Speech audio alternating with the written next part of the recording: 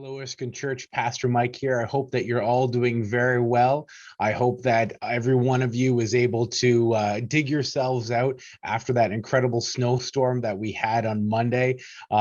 Things at the Aldred house were certainly a challenge. We had to go out for formula that day. Actually, we had just run out, and so Aaron was not a happy boy, and so Emily and I were braving some of the snow to get out and do some hunting around at some of the grocery stores. I'm not sure if you were able to be lucky enough to work from home or if you were digging out things as well. I came by church a little bit later, and just as a bit of a funny photo, check out our front door at our church. If this was Tuesday morning before we were able to have all the snow removed. So big thanks to Alan, who was here. He was here Monday and he was here Tuesday and Wednesday as well, sort of just digging us all out so we could get back to the work of the church, so that our interest could be back here at Erskine, so that we have Hamilton out of the cold is here today prepping meals. So we're really grateful for all of his hard work so that we can be in this building and back to the ministry of the church. I wanted to spend a little bit of time to give you an update on some of the things that are happening right now. One of the big things is that the elders and I met on Monday evening to discuss our continuing COVID response, and we've been monitoring the numbers very carefully. We're very fortunate to have some people in our session who work in the health profession, and on their advice and on the advice of all the rest of the elders, it's been decided that for the next 2 weeks, we are going to remain online, simply because while some of the numbers are coming down, we've seen that many of the hospitalizations are continuing to rise, and we really want to be a part of the solution and not the problem. The last thing we want to see is a COVID outbreak here at Erskine. So for the next 2 Sundays, that's the 23rd and the 30th of January, we will remain exclusively online. However, after that point, the elders will gather again and we'll discuss to see if it's safe for us to return. Our hope that it is. It's a hope right now, not a guarantee, but we'd love to be able to be back in the building for in-person worship on Sunday, February 4th. Sunday, February 6th. So please do keep that in your prayers. And something I'd like to talk a little bit about in some more detail is what do we do during those next few weeks? There's a phrase that I've been using over the last little while, and it goes something along the lines of, just because you can't come to church doesn't mean that you cannot be the church. And maybe you've noticed me, I've been dropping that the last few weeks in sermons, in prayers, during the time that we discuss offerings and our giving.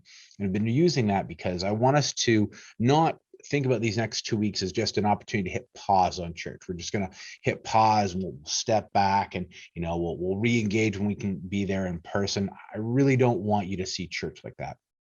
And because Jesus never really called us to a building, Jesus never really called us to a worship service. I mean, he did attend churches and he did attend worship services, absolutely.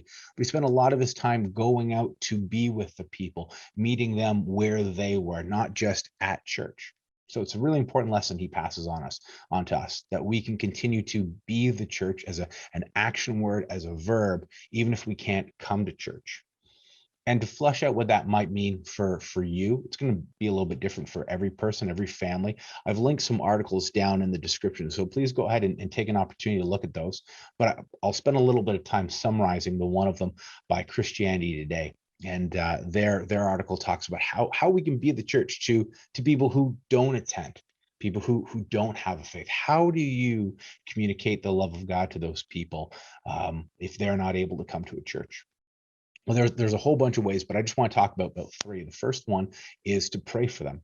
We talk through the Big God story. We've read a whole bunch of stories about prayer making a huge difference. I remember late last year in 2021 when we were talking about the story of Moses, and he's up on the hill, and the Israel army is down below, and they're defending themselves, and he has his arms stretched out over there praying for them. And his prayers changed the result of that day. Prayer really matters. It's not just something that we do really quickly before a meal and say grace and then we get on with our day. Prayer changes things. So please be praying for the people around you. Be praying for the ministries of our church that we can return very soon. Another idea, and I love the phrase of this, it says, live a life of scandalous generosity. One of the things that our church constantly does, and we're known for in the community, is being involved with food services. We know there are a lot of people who live in food insecurity every single day. And so we're involved in that. We're involved in a lot of partnerships with the ministries to make donations for people who are living out on the streets. We want to live a life of scandalous generosity. And I just want to sing her praises for a quick moment. If you were with us on Sunday, you saw this photo. This is Margaret. She's borrowed our kitchen so that she can continue on the food bank that runs out of her building. Can't right now because they're going through some renovations.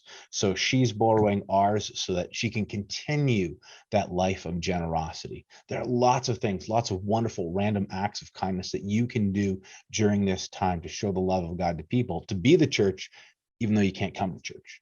And thirdly, one of the things this article says is that we should make fewer statements and have more conversations. Now, statements are important. In Christianity, it's good for you to know what we believe, the central tenets of our faith, your own faith journey, how you came to believe in God, where will you go on Sunday morning. Those are all great things to be able to express and share. But one of the things we really need to do if we want to share the love of God and be the church while we can't go to church is to have genuine conversations with other people, authentically get to know them, care for them, find out about their story, their faith journey, and how they arrived at this point. And from there, we can really share our faith in a much healthier place. He doesn't know I'm going to say this, but I'd love to just sing Alan Kerr's praises. I see Alan Kerr out in our community, our neighborhood all the time. He walks his dog in the area, and he's always just chatting with people, genuinely getting to know our neighbors and the people who use the streets. He does a wonderful job being able to have great conversations, and from that point, then share his faith and what he does and where he goes on Sunday morning. So I hope you spend a little bit of time, check out those articles, find out some ways that you can be the church in your community, even though you can't come to church right now. God bless you all. We hope to see you soon.